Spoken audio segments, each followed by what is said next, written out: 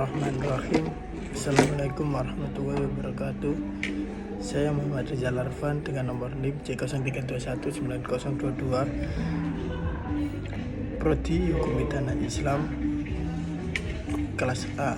Di sini saya akan menjelaskan tentang pembagian dunia menurut Islam.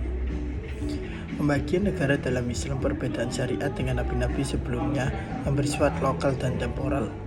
Syariat Islam yang dibawa oleh Nabi Muhammad SAW bersifat internasional dan kekal hingga akhir zaman. Dengan kata lain, syariat Islam bersifat universal, melintas batas-batas ruang dan waktu. Hal ini ditegaskan oleh Allah Subhanahu wa Ta'ala dalam Al-Quran. Kami tidak mengutusmu, wahai Muhammad, kecuali seluruh umat manusia sebagai pembawa kabar gembira dan peringatan. Quran Surat Saba ayat 28.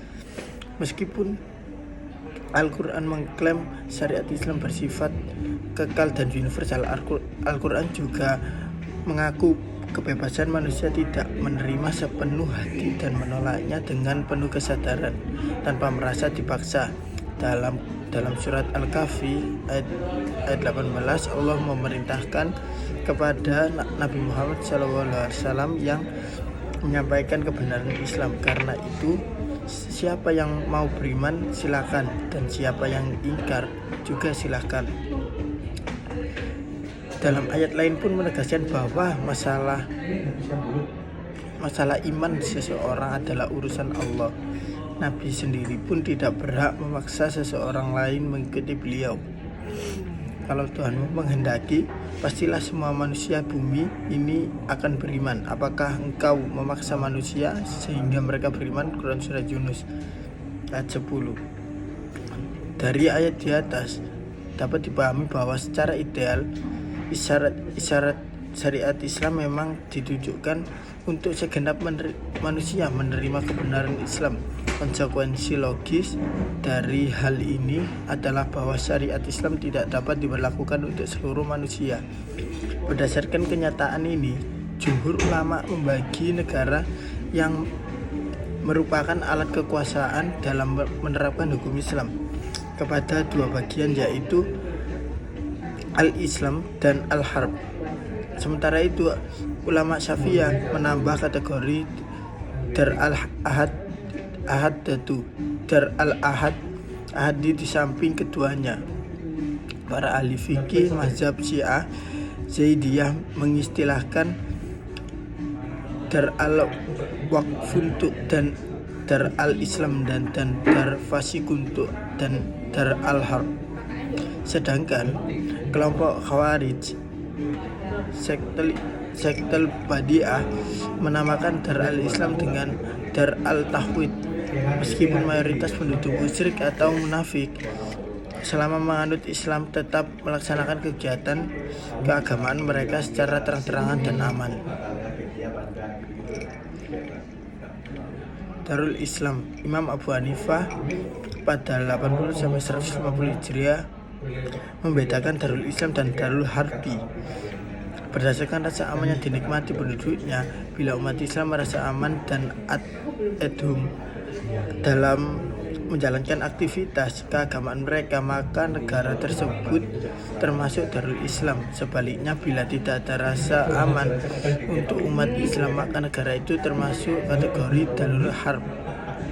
Sementara Ibnu Qayyim al-Jawziyah berpendapat bahwa Darul Islam adalah negara yang wilayahnya didiami oleh mayoritas orang-orang Islam dan hukum yang berlaku di negara tersebut adalah hukum Islam. Bila kedua unsur ini tidak terpenuhi, maka negara itu bukan Darul Islam. Dari perbedaan-perbedaan di atas dapat ditarik benang merah bahwa mayoritas ahli fiqh mensyaratkan suatu negara sebagai Darul Islam bila pemenang kekuasaan beragama Islam, sehingga hukum Islam dapat mereka jalankan dengan baik. Kalau hal ini tidak terlihat, maka negara tersebut termasuk ke dalam kategori Darul Arhab. Menurut Javid Iqbal, Darul Islam adalah negara yang pemerintahannya dipegang oleh umat Islam, mayoritas penduduknya beragama Islam dan menggunakan hukum Islam sebagai undang-undangnya. Karena kekuasaan mutlak atau kedaulatan puncak berada pada Allah. Maka Darul Islam harus menjunjung tinggi supremasi hukum Islam selanjutnya, karena masyarakat muslim harus diperintah menurut hukum Islam. Maka pemimpin pemerintahnya juga haruslah muslim agar mereka dapat melaksanakan hukum Islam. Hubungan konsep dari Darul Islam dan Darul Harbi. Adanya konsep tentang Darul Islam dan Darul Harbi sebagaimana telah disebutkan di atas, maka hubungan antara Darul Islam dan Darul Harbi dapat dibaca dengan menggunakan teori perang. Definisi tersebut sesuai dengan apa yang dikemukakan Khalid Ibrahim Jindan pada awal tulisan ini. Dengan teori hubungan antara Darul Islam dan Darul Harbi akan diwarnai dengan peperangan. Darul Islam selalu berperang dengan Darul Harbi. Kaum Islam mengajak bangsa-bangsa yang beragama lain supaya menganut agama Islam. Para khalifah dan panglima-panglima menawarkan agama Islam atau menyuruh penduduk Darul Harbi supaya memilih salah satu dari dua hal, membayar jizyah atau berperang. Jika bangsa yang tidak beragama Islam tersebut menolak agama Islam atau tidak membayar jizyah, maka negara Islam memaklumkan jihad kepada individu atau masyarakat yang menolak tersebut.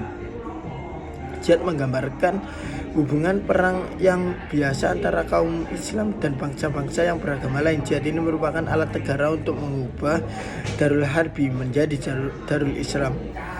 Menurut teori ini, umat Islam terus berjihad melawan orang-orang kafir sampai mereka bersedia memeluk agama Islam.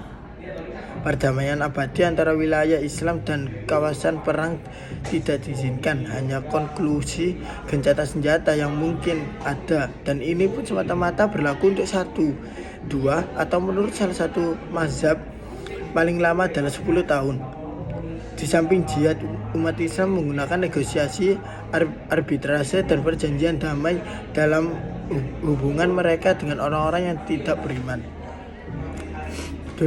Dunia Islam yang berhubungan dengan masyarakat bukan Islam secara temporer, sedangkan antara Darul Islam dan Darul Adid dapat dibaca dengan teori perdamaian, yakni Darul Islam dapat melakukan perjanjian perdamaian dengan kawasan lain dalam batas waktu yang ditentukan oleh pihak dan tidak akan saling menyerang dan mengganggu kehidupan sosial masyarakat masing-masing. Perbedaan antara Darul Islam dan Darul Harbi menurut Al-Wahba Al-Juhaili adalah disebabkan oleh peperangan yang terjadi antara umat Islam dengan non-muslim, karena banyak di antara Darul Islam dan Darul Harbi yang muncul melalui peperangan. Meskipun demikian, pendapat Juhaili ini tidak sepenuhnya benar. Ada di antara negara yang lahir secara alami dan damai. Oleh sebab itu, perlu pula diamati pandangan ulama lain dalam hal ini. Mayoritas ahli fiqh memandang pembagian negara atau wilayah Darul Islam dan Darul Harbi didorong oleh beberapa faktor berikut. Yang pertama, untuk menata dan mengatur kepentingan muslim secara umum sebagai pimpinan yang dipimpin oleh wilayah dalam hubungan dengan non-muslim yang berada di wilayah atau negara yang sama dan dengan negara atau wilayah yang pendampingan negaranya. Yang kedua, sebagai upaya yang menerapkan hukum Islam balik bagi umat Islam itu sendiri maupun non-muslim yang menetap di wilayah Islam. Yang ketiga, sebagai usaha ahli fiqh untuk merespon dan menata hukum Islam, terutama dalam bidang muamalat dan munaahat, serta menetapkan hukum berhubungan antara negara non-muslim dalam berbagai lapangan kehidupan. Perbedaan antara Darul Islam dan Darul Harbi bukan hanya terletak pada sisi hukum yang berlaku di sisi hukum yang berlaku di masing-masing negara tersebut, melainkan juga karena perbedaan penguasa atau pemimpin negara tersebut. Oleh sebab itu, dalam Darul Islam dan Darul Harbi juga terdapat perbedaan kategori. Berdasarkan prinsip-prinsip ini, maka suatu Darul Islam dan Darul Harbi dapat dibagi ke dalam kedua kategori. Yang pertama, wilayah atau negara yang di dalamnya tidak terpenuhi unsur pokok sebagai Darul Islam, yaitu melakukan hukum Islam dan kekuasaan politik yang berada di tangan non-muslim. Yang kedua, wilayah atau negara yang hanya memenuhi salah satu unsur pokok untuk disebut sebagai Darul Islam, meskipun tidak utuh wilayahnya dikuasai oleh non-muslim.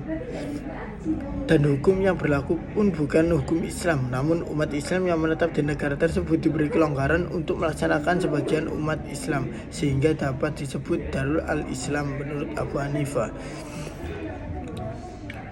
Kesimpulannya adalah dapat kita ketahui bahwa Darul Islam dan Darul Harbi dan Darul Atid ini disimpulkan konsep tentang pembagian wilayah.